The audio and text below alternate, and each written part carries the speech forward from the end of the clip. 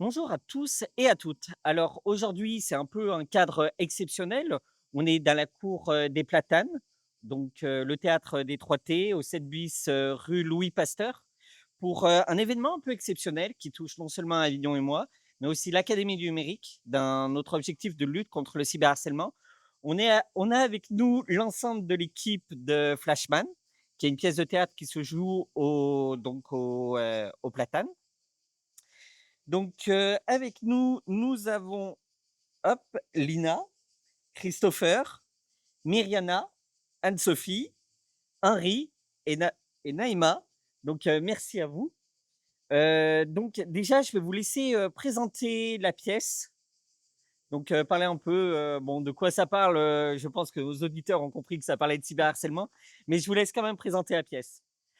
Alors, c'est une pièce, qui est née d'un travail en résidence, de temps d'ateliers théâtre, avec des jeunes et des moins jeunes, et on s'est rendu compte que le harcèlement était un sujet crucial, et ce d'ailleurs pour toutes les générations, pas seulement pour les enfants, pour les jeunes, aussi pour leurs parents, pour leurs grands-parents, pour les profs.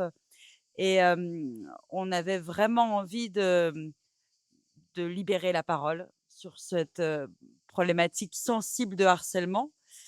Et on a fait une commande à un auteur qui s'appelle Vincent Cespedes, qui est un ancien professeur de philosophie, et qui a écrit une pièce pour nous, connaissant, le travail de l'équipe, pour, prendre un petit peu de hauteur et de légèreté sur ce sujet du harcèlement, et surtout le traiter, comme un phénomène global qui concerne, chacun et chacune, à tout âge, et comme un phénomène, social, même au-delà du champ scolaire. Pour la présentation du contexte, voilà ce qu'on peut dire. Déjà, donc, avant de commencer, on va rappeler, quelques chiffres. Donc on a 28 des collégiens qui sont victimes de cyberviolences dans le cadre scolaire, 23 des lycéens qui sont victimes de cyberviolences dans le cadre scolaire aussi. Donc c'est des chiffres qui sont sortis en 2024 de e-enfance. On a 83 des parents, vous en parlez, dans la pièce, qui ne savent pas ce que font leurs enfants sur internet aussi. Déjà ces chiffres, qu'est-ce que ça vous dit? Est-ce que vous les connaissiez ou, vous les apprenez là? Alors, c'est des chiffres, on a pu se rendre compte de la réalité du terrain de ces problématiques de harcèlement, parce qu'on a des jeunes qui sont venus se confier à nous. Moi, je suis la metteur en scène du spectacle, et moi, j'étais harcelée quand j'étais, petite fille. Donc je connais même ces phénomènes de l'intérieur, et d'ailleurs des 2 côtés de la barrière. Hem, on on observe parfois les frontières sont assez poreuses dans ce cercle vicieux de harcèlement.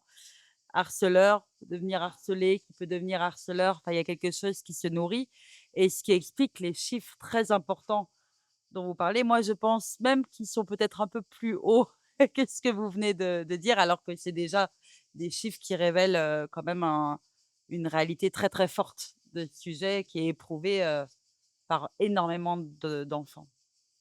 L D'ailleurs, on va revenir sur, cette mise en scène. Dans la mise en scène, il y a beaucoup la notion de répétition, de cercle. Est-ce que c'est quelque chose qui était voulu?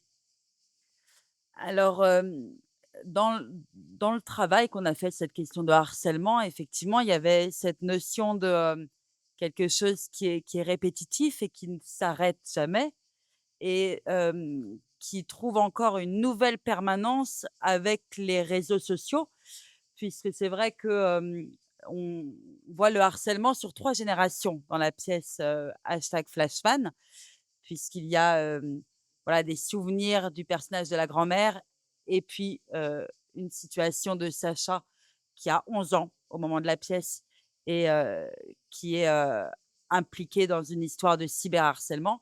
Et c'est vrai qu'avec, les réseaux, ça ne s'arrête jamais. Ça ne s'arrête plus au mur de l'école, ça continue, dans sa chambre, dans son lit, la nuit. Vous disiez qu'il y a 83 des parents qui n'ont pas conscience de ce que font les enfants sur leur téléphone, et bah, malheureusement, ils ont le téléphone à 2 heures du matin, en se couchant, en se réveillant, avec toujours quelque chose comme de la scie qui vrille le cerveau un petit peu. Donc effectivement, c'est quelque chose qui, hem, ça me fait, voilà, ça s'arrête jamais, et la mise en scène a aussi voulu éprouver ça avec la musique aussi, qui est comme ça, heu, pour évoquer cet aspect, qui ne s'arrête jamais, sans fin et sempiternel du harcèlement. Et je vais poser une dernière question sur la mise en scène. La mère, la directrice, du collège aussi, elle est toujours un peu, elle saute un peu, c'est pour, donner l'impression qu'elle est hors sol, c'est quel est l'objectif? Alors déjà, moi, ce que vous me dites, ça me va. Le public a le droit de voir tout ce qu'il veut, et puis, s'il y a 1000 interprétations différentes, et même s'il y en a auxquelles je n'ai pas pensé, ça ira très, très bien. Hem, pour, ces personnages, alors il y a plusieurs choses. Déjà, le travail de l'équipe, c'est un travail qui est très physique. Nous, on fait tout simplement le théâtre qu'on a envie de voir comme spectateur, et parfois, c'est vrai que ça nous arrive de nous ennuyer au théâtre quand ça ne se passe que dans la tête, quand c'est, voilà, très intellectuel, très du texte comme ça. Nous, on a besoin de corps, on a besoin de chair, on a besoin de transpirer, on a besoin que, le corps soit investi tout entier, donc le début du travail, il passe par le corps. Et ce personnage, vous parlez de la mère, mais le père aussi a quelque chose un petit peu comme ça, ils sont sur, le même type de démarche, sautillante, tournante. C'est arrivé sans qu'on le réfléchisse, et ça, c'est resté parce que ça nous a évoqué beaucoup de choses. Déjà le hors sol, ça me va, qui effectivement empêche les enfants de rentrer vraiment en communication avec leurs enfants, parce qu'ils sont un petit peu déconnectés, parce qu'ils sont pris aussi par leurs propres problématiques et leurs propres, turpitudes. Et puis quand on a commencé à répéter la pièce, c'était le mois de décembre, et il y avait les automates des Galeries Lafayette. Je sais pas si, c'est des pantins qui sont très souriants dans les vitrines pour Noël, et c'est, voilà, c'est côté un peu automatique et très souriant. Moi, ça me parlait aussi, les parents qui font tout ce qu'ils peuvent, qui essayent d'insuffler de la bonne humeur, mais qui sont eux-mêmes un peu coincés, un petit peu noués par leurs propres, problèmes. Donc ça a fait sens pour toutes ces raisons, et c'est vrai que, voilà, c'est sujet à interprétation, et elles sont toutes, valables. Alors maintenant, je vais poser une question à Lina. On va attaquer le tour de table, on va dire, même si on n'a pas de table. Hem, Qu'est-ce que ça vous a fait quand vous avez lu le texte la première fois? Mais j'ai aimé, tout de suite. Est-ce que c'était des choses qui vous touchaient déjà ou, vous l'avez découvert avec le texte, Non, ce que je trouve c'est important, c'est les actualités. Il y a combien de suicides de gens qui sont harcelés parmi les jeunes, les très jeunes, c'est scandaleux. Et le fait qu'on parle de ça, c'est hyper important, je crois. C'est ça, moi. J'ai pas de chiffres dans la tête. J'ai pas de chiffres, j'ai pas d'infos. Mais le fait des scandales de harcèlement, que tout le monde voit, moi, je trouve que c'était important. ouais, c'est vraiment les scandales, l'actualité du coup qui, L'actualité, moi, qui me touche et il faut faire quelque chose. Le théâtre se doit de parler de choses importantes dans l'actualité, quoi. même si c'est pas des sujets qui sont agréables à entendre, on va dire. Au théâtre, si, c'est agréable, non? C'est pas. Non, non, le sujet en soi, il est compliqué, c'est pour ça que je Le posais cette sujet, question. oui, non, mais le sujet est compliqué, mais c'est justement de ça qu'il faut parler en général au théâtre, non? Ça peut être, justement l'endroit justement pour parler de ça Oui, oui, et vous l'avez tous fait, vous l'avez même très bien fait oui. Mais et du coup, Christopher, Oui, c'est moi. et oui, alors vous, qu'est-ce que ça vous a fait quand vous avez lu, le texte, Bah, ça évoque plein de souvenirs. Des souvenirs, du collège, du lycée et surtout, bah, je rejoins tout à fait Lina. Il faut qu'on arrive vraiment à parler de sujets importants. C'est vrai que le divertissement, c'est très bien, on en a besoin, mais à mon sens, on est dans une société où, on a aussi besoin de dire les choses et de parler des vraies choses. Le théâtre, c'est un canal merveilleux pour ça. Et le fait qu'on arrive à le faire aussi avec légèreté, donc ça rend en fait le travail, la pièce et même le message assez accessible. On le fait en nous amusant, en tout cas nous comédiens, et on espère que ceux qui viennent voir la pièce aussi arrivent à trouver des moments amusants, de rire et autres, mais tout en gardant quand même une forme de profondeur. Parce que les conséquences, on les connaît, je ne vais pas revenir dessus, Lina les a citées. Mais si on ne le fait pas au théâtre, où est-ce qu'on le fait? Est-ce que vous pensez que le cyberharcèlement, on n'en parle pas assez en France? Je pense qu'on en parle trop, Hmm. mais qu'on ne fait pas suffisamment d'actions en fait. Ce qui est pour moi compte avant tout, c'est les actions concrètes. Donc une pièce de théâtre, c'est concret, ça touche des personnes. Et quand on en parle, quand on donne des chiffres dans les médias et autres, ça reste abstrait en fait. Donc il faut arriver à faire des choses concrètes, il faut arriver à rencontrer les personnes, il faut arriver à toucher les gens, que ce soit pour le cyberharcèlement ou pour autre chose aussi. Quand on parle de cyberharcèlement, voilà, le théâtre, il faut faire des choses en fait. Il faut arrêter de parler et puis il faut agir en fait. Je suis de cette école-là, hein. Je ne suis pas le genre trop bavard, mais je suis le genre de personne qui a envie de bouger, de faire les choses en fait, plutôt que de parler. Et Myriana? C'est pour compléter ce qu'ont dit Lina et Christopher. Moi, ce que j'ai tout de suite aimé dans le texte, c'est effectivement cette légèreté et l'absence ah et l'absence totale de didactisme direct. Mmh. Et effectivement, la possibilité de mettre les élèves face à une réflexion en les sortant en quelque sorte du cadre scolaire, c'est-à-dire le banc et la chaise, et de leur permettre de réfléchir à travers l'art, et donc aussi donc être confrontés à nouer un dialogue avec la création contemporaine à travers un sujet très important. Et ce qui m'a séduit également, c'est qu'en fait, voilà, les enfants, les parents, le corps enseignant, personne n'est jugé là-dedans. Et j'ai trouvé ce regard assez équilibré entre les personnages permet d'ouvrir le dialogue autour de ce sujet. Merci.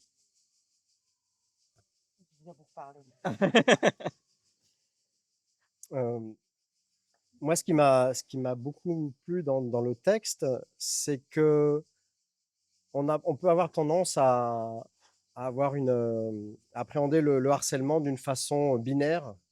C'est-à-dire qu'il y a d'un côté les méchants harceleurs et de l'autre côté les gentils harcelés. Et la pièce montre assez clairement que la frontière, comme Anne-Sophie le disait, est très ténue. C'est-à-dire qu'on peut être l'un et devenir l'autre. C'est même, c'est même assez naturel parce que pour se protéger, pour ne plus être la victime, on devient le bourreau. Et puis, ça, c'est une nuance qui est quand même très importante et que c'est très important, à mon avis, de la mettre en lumière. Et puis, l'autre chose, c'est que les enfants qui sont des harceleurs ne savent pas forcément qu'ils sont des harceleurs. Notamment, on voit ça dans la première scène, Barbara enfant avec ses camarades d'école, ils s'amusent. Les enfants qui l'insultent et qui se moquent d'elle, ils n'ont même pas conscience qu'ils lui font du mal. Enfin, ils ne le voient pas, c'est juste qu'ils s'amusent. Et donc, quelqu'un qui fait du mal sans s'en rendre compte, bah, il aura peut-être tendance à y réfléchir un peu plus si justement on lui explique, on lui montre que on peut s'amuser et c'est pas forcément innocent. Et voilà, c'est-à-dire que les harceleurs sont pas forcément des gens qui ont conscience du mal qu'ils font.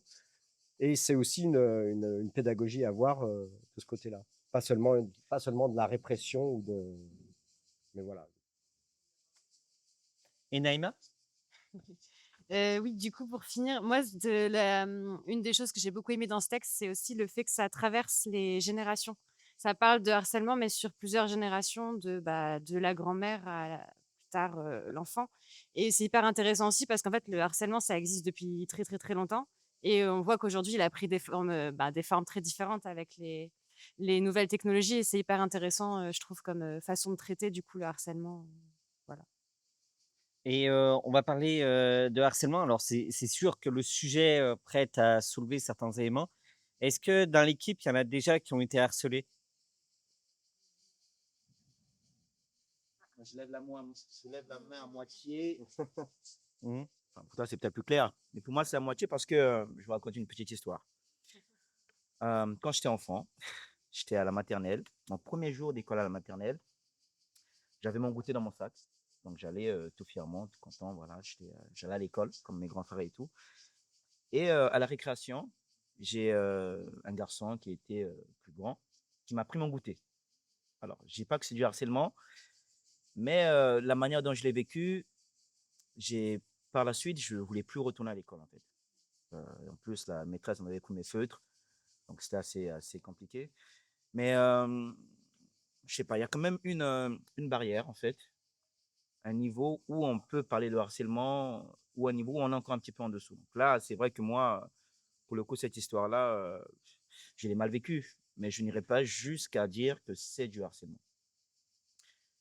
Et plus grand, par contre, là, c'est moins heureux, mais il faut le dire quand même, parce qu'on est là pour dire les choses. J'ai été de l'autre côté. Donc, j'étais au collège et un peu plus populaire. Et donc, j'aimais bien me moquer de mes petits camarades. Et effectivement, je me rappelle d'un jour où le petit camarade de qui je me moquais toujours, et souvent, c'était toujours le même. Il y avait vraiment cette notion de cercle. Enfin, c'était vraiment ça. C'était toujours lui, toujours les mêmes moqueries, toujours le même.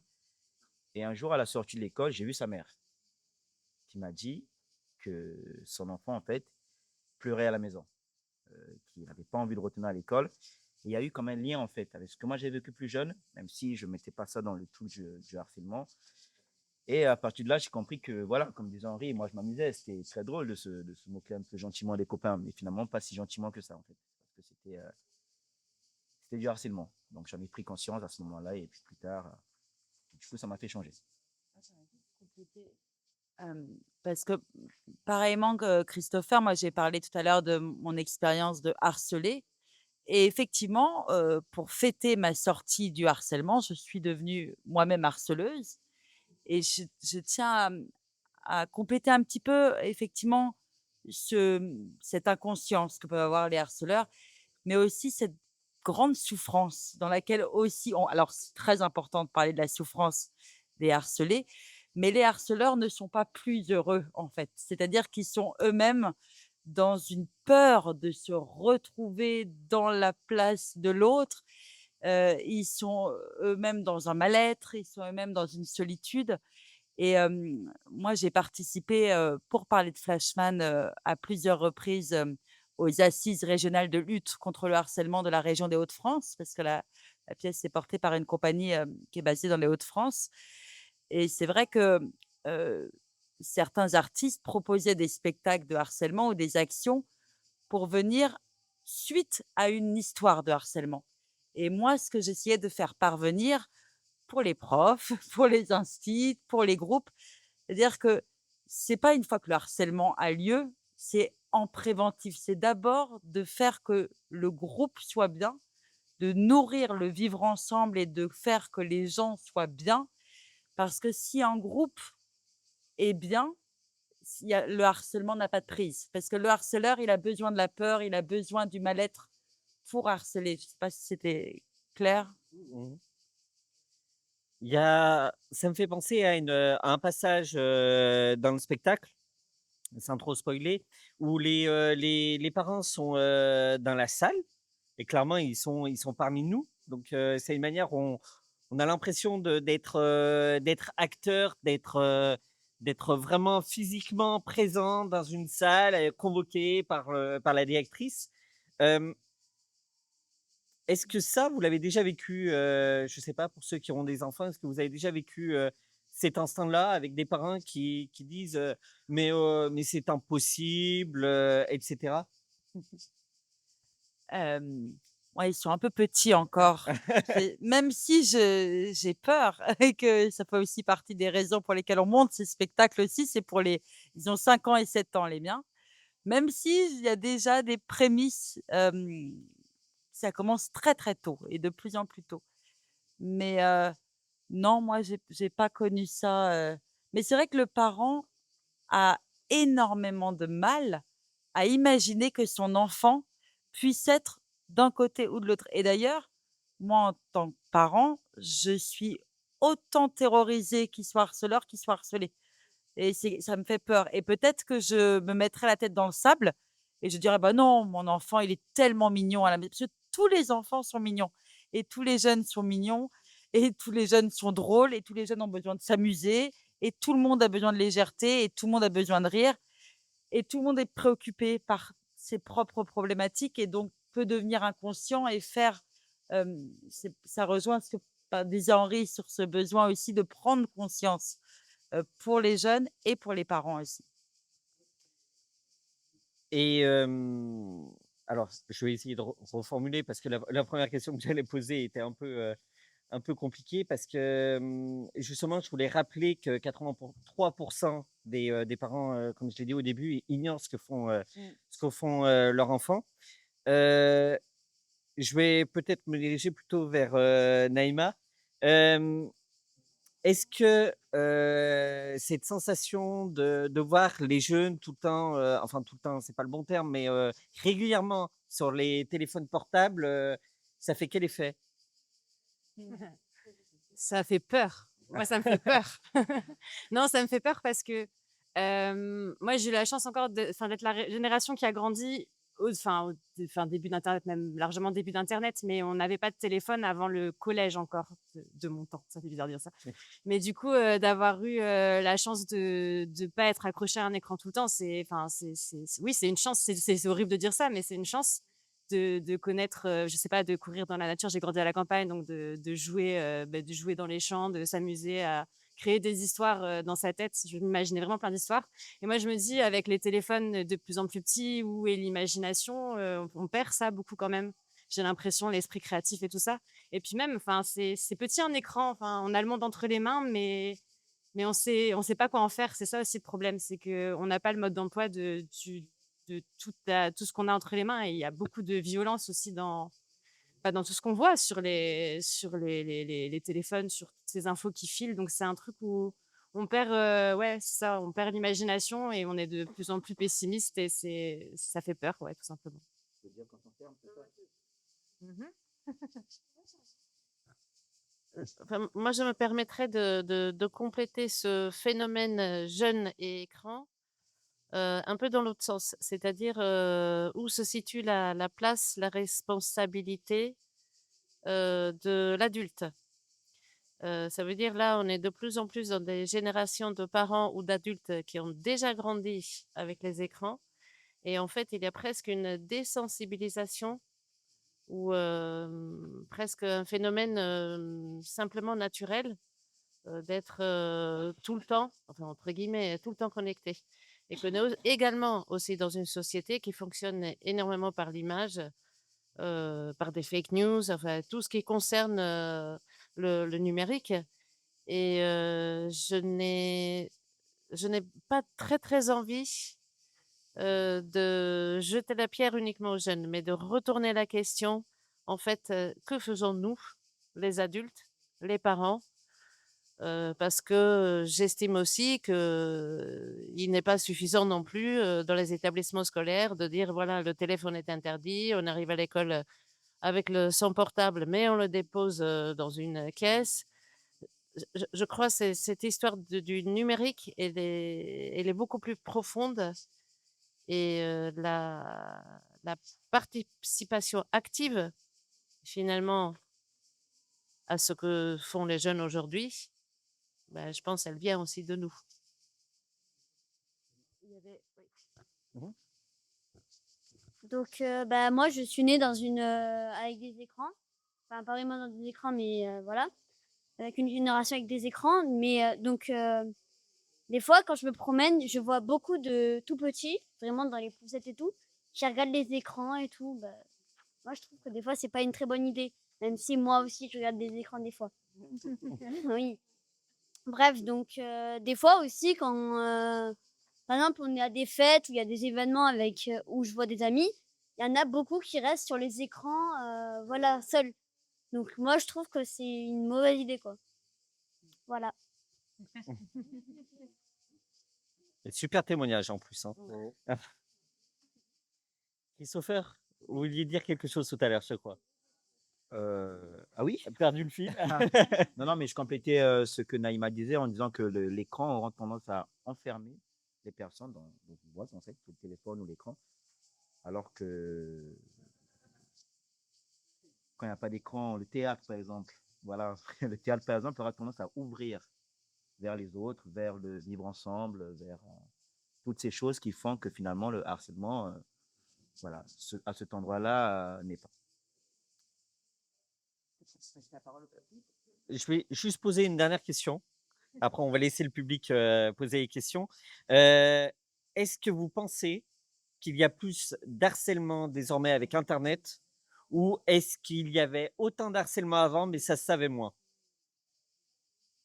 Tu me donnes. Je représente, Alors, ce que je pense, on parlait beaucoup des parents responsables, mais ce que je pense, c'est que le gamin qui est harcelé, il va rien dire. Il va rien dire, il va se taire, et c'est ça le problème.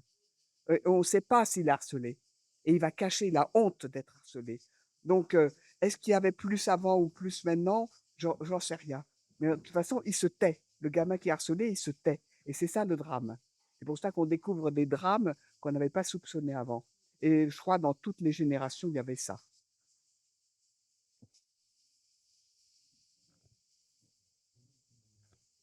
Ouais, moi, je suis assez d'accord avec Lina sur la quantité de personnes harcelées. Je pense, enfin, je sais pas, mais c'est à peu près la même. En revanche, avant, le harcèlement s'arrêtait à la maison. C'est ça la grande différence, c'est qu'aujourd'hui, il s'arrête jamais le harcèlement, mais vraiment jamais, jamais, jamais. Donc, quantité, je sais pas, peut-être que comme on en parle plus, on a plus de cas. Mais oui, ça, il y en a eu à toutes les époques. Mais oui, la grande différence, c'est ça, c'est le fait que ça s'arrête jamais. Et peut-être que d'une certaine façon, il y en a un peu plus parce que le numérique permet l'anonymat. Avant, quand c'est du face à face, on sait qui est harcelé, qui est harceleur, alors qu'avec Internet, on peut harceler qui on veut en mettant un pseudo. Personne, à moins de faire une enquête, personne ne peut découvrir qui est là. Et donc, ça, c'est encore plus facile d'être lâche et d'être nuisible parce qu'on a la certitude d'être planqué, quoi. Donc, peut-être que ça ajoute à la quantité de harcèlement.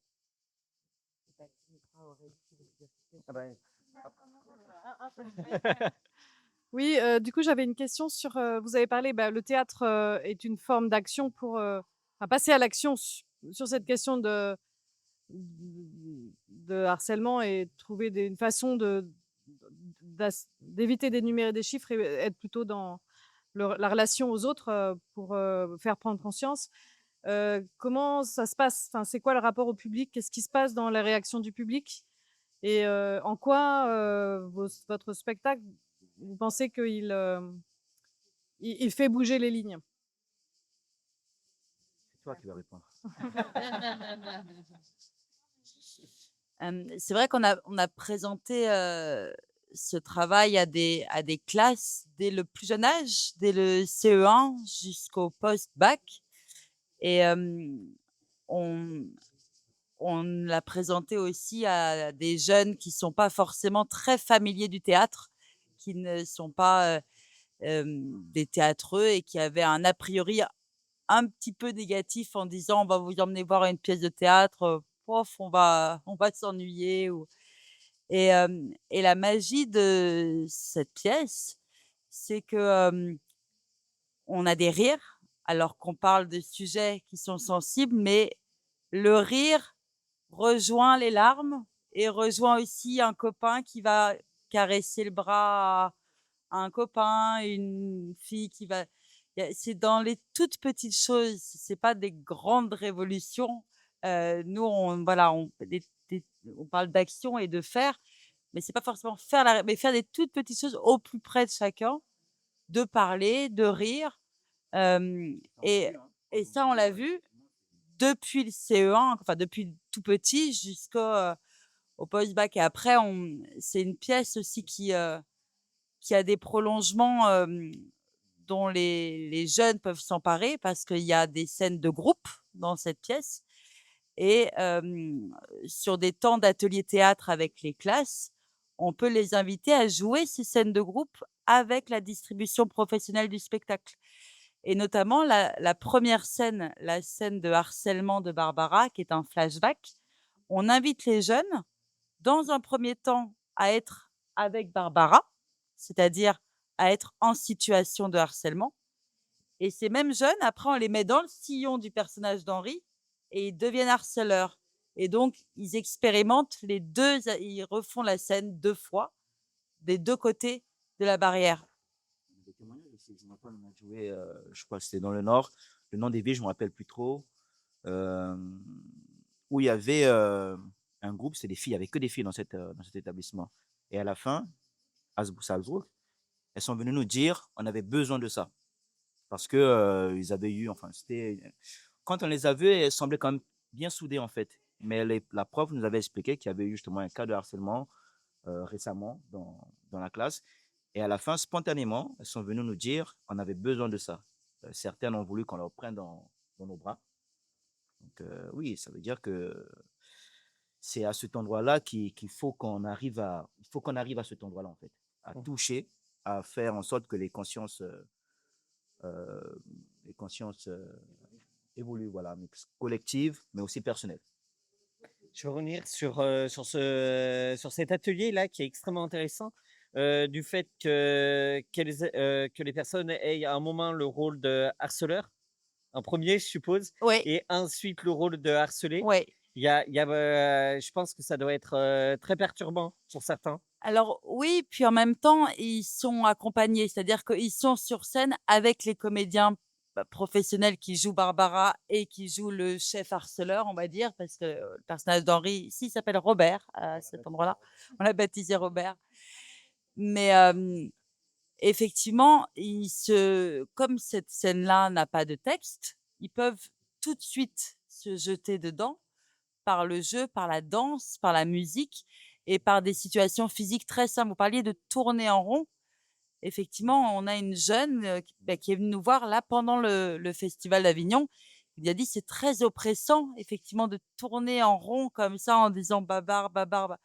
Et effectivement, de le vivre plutôt qu'on nous l'explique par des grands discours, de venir sur une scène pour tourner autour en disant babar et puis après se retrouver au milieu. C'est pour eux, je pense, une prise de conscience qui a plus de poids que peuvent avoir des grands discours ou en tout cas qui sont complémentaires dans la sensibilisation pour le harcèlement. D'accord. Oui. D'autant plus que lorsqu'ils sont dans la scène du harceleur ou ils harcèlent, généralement, en sortant, ils disent que c'est amusant. Donc, il y a vraiment le côté amusant d'un côté et le côté oppressant de l'autre. Et ils en prennent encore plus conscience parce qu'ils ont expérimenté les deux. D'accord. Est-ce que quelqu'un a une question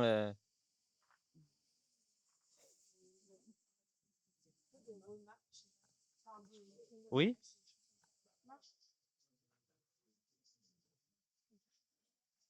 Alors c'est en réaction à plusieurs choses qu'on a parlé. Du coup, c'est vrai que quand j'étais petite, je suis passée, du côté harceleur et c'est vrai que, bah, quand on est enfant, du coup, ça fait, une vingtaine d'années, quoi. Donc à cette période-là, on n'en entendait pas parler à l'école, on savait pas ce que c'était et pour nous, on pensait juste que c'était drôle. On se disait: «Bah, cette personne-là, elle est un peu bizarre, c'est drôle parce que, voilà» et finalement, en fait, les parents m'ont pris à la fin de l'école et ils m'ont tapée.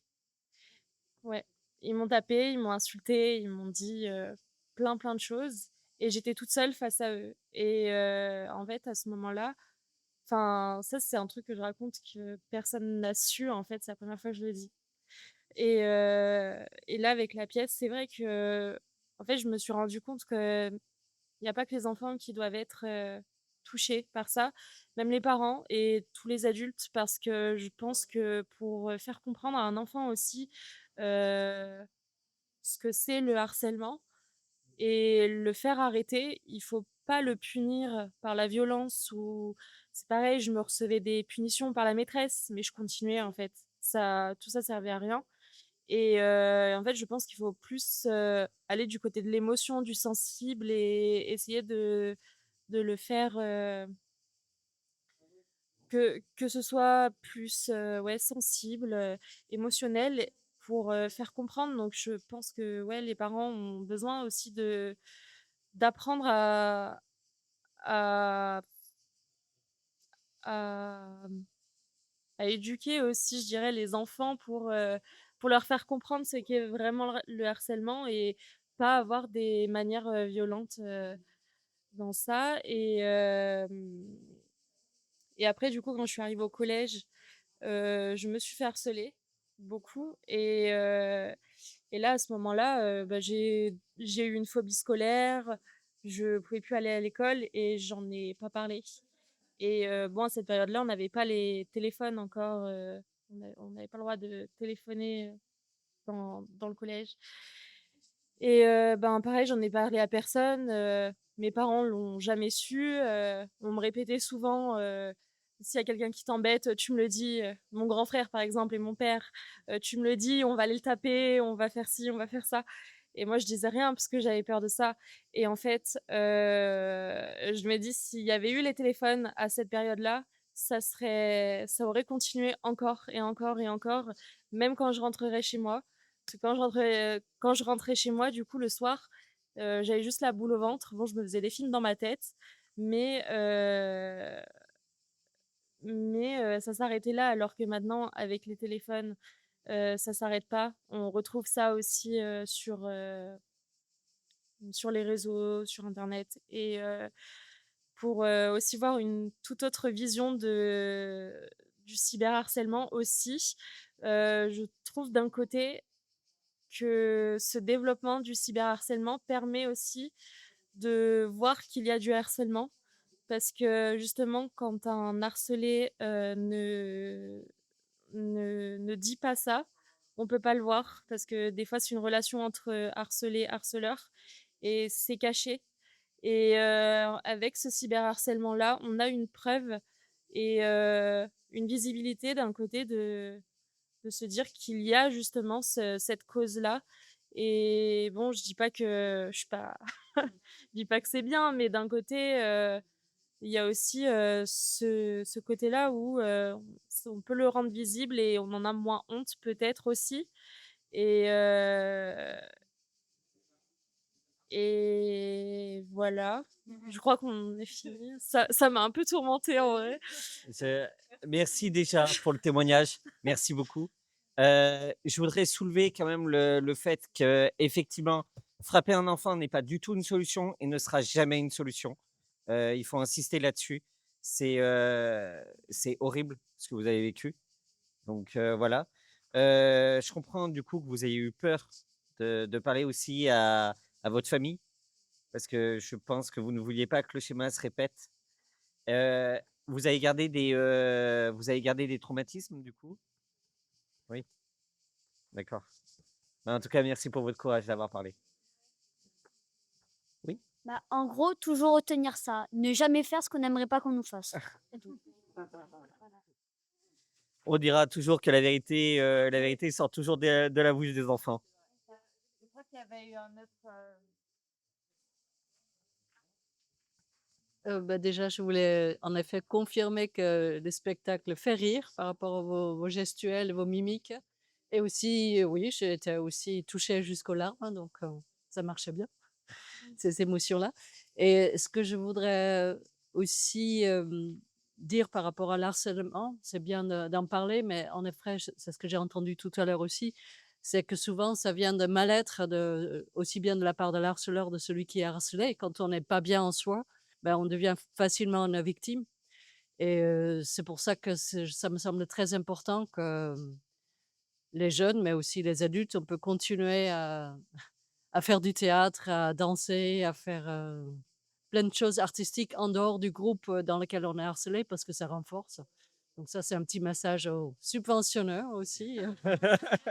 Que c'est une chose de mettre des posters partout et de faire des groupes de parole sur le harcèlement, mais n'oubliez pas juste tout ce qu'il y a autour qui permet à un être d'être plus bien, d'être plus en accord avec soi-même et du coup d'être moins facilement touché par ça. Ouais. Merci bien. Est-ce que Oui, bah moi je vais quand même témoigner. Ma fille a été harcelée au collège et lorsque un jour elle rentre à la maison, on lui avait vidé son cartable, pris ses affaires. Aussitôt, à 2 heures, j'étais dans le bureau du proviseur. Et là, j'ai une colère monstre parce que je suis de caractère comme ça, je limite tout ce qui allait pas. Et je pense qu'il y a peu de parents qui ont cette réaction, ils ont peur, et où ils se disent c'est des histoires de gamins, ils règlent ça entre eux. Et chaque fois, je me suis, moi, toujours battue, puisque harcelée déjà très tôt par mon physique. J'ai eu une chance inouïe, c'est que je suis passée outre tout ce qui s'est dit sur moi. Hein. On m'appelait pneu Michelin, bibendum, j'ai eu toute la gamme.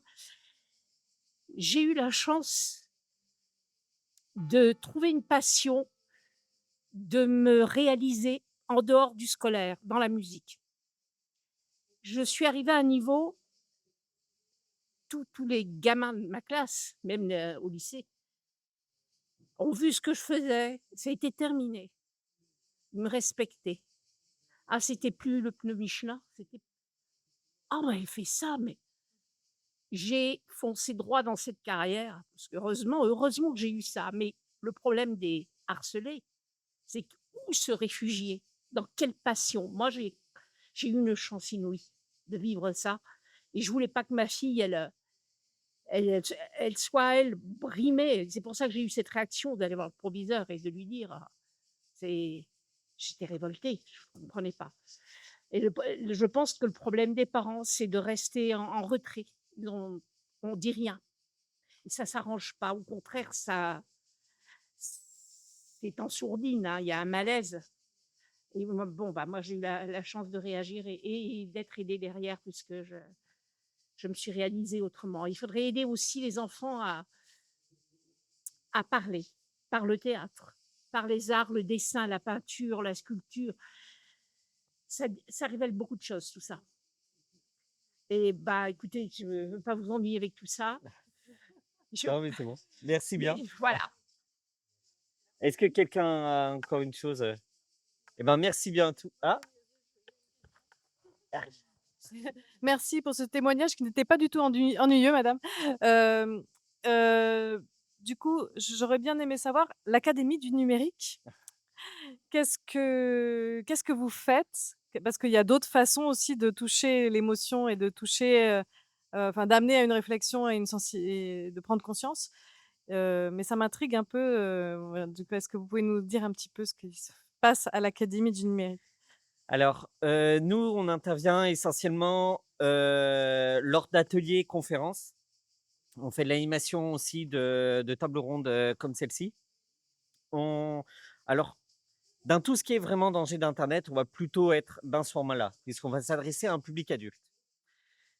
Quand on parle de cyberharcèlement, on préfère traiter ça par le jeu. Ça peut paraître bizarre de traiter ça par le jeu, mais vous nous avez prouvé qu'on pouvait le faire par le théâtre. Donc nous, on a choisi de le faire par le jeu, par des quiz, des questions qu'on pose sur le comportement, par exemple sur Snapchat, d'être dans un groupe de discussion, qu'on voit qu'on a une amie qui se fait insulter, comment on réagit, est-ce qu'on reste en retrait, est-ce qu'on va le dire à quelqu'un, etc. Les numéros qu'il faut appeler, on va plutôt être dans cette catégorie-là, d'être vraiment dans le jeu et d'essayer de faire réagir au niveau de la réaction. Le jeu s'appelle vraiment, parce que le but, justement, c'est de provoquer cette réaction du « Ah, vraiment ?» et nous, notre optique, c'est vraiment par le jeu d'arriver à enclencher un processus de réflexion. J'espère que j'ai répondu à la question. Merci. Merci. Merci à vous.